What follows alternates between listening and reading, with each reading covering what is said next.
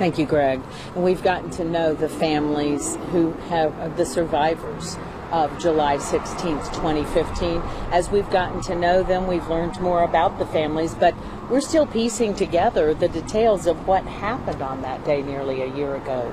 And we now know that one local military wife spent hours not knowing what was happening with her husband, and in fact she became the nerve center for several of the military wives. She's just now telling her story of what happened on July 16th, and she's sharing that story only with Channel 3.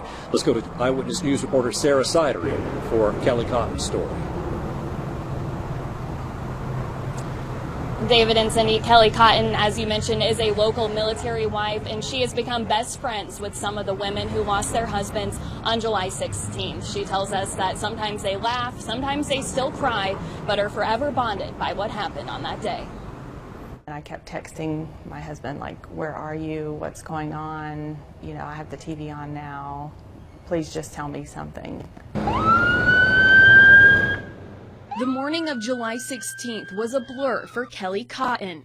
Her husband, Chris, works at the Naval Reserve Center, but on that morning, he was supposed to be at the dentist.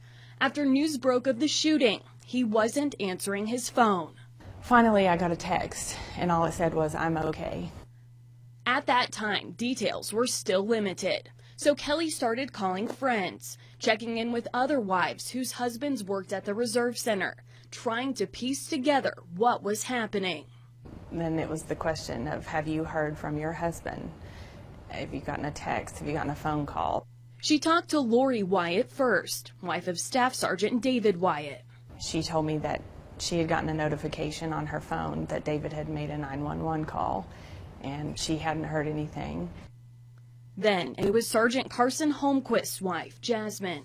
She was working, and she said that she knew what was going on, but she hadn't heard from Carson. Minutes turned into hours, that turned into anguish, until Kelly's husband got home.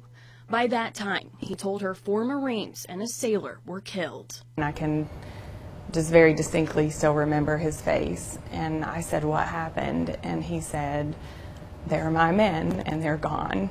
And I said, who? And he told me. And I said, we have to go. We have to go over to Lori's, and we have to go to Jasmine's. And he said, no, we have to wait for the notification. Within a few minutes, Kelly's phone started to ring. It was Lori Wyatt and then Jasmine Holmquist, who had just learned their husbands were dead. They both asked Kelly to stop by their homes the next morning. The only words were just like, we're here, so we'll be with you. You're not going to do this alone. She's been there ever since, finding friendship and getting through tragedy together. Kelly says she plans on spending tomorrow going to the Heroes Run and hopes the surrounding community will come out and show their support as well to our military, their spouses, and everyone who was affected by the events on July 16th.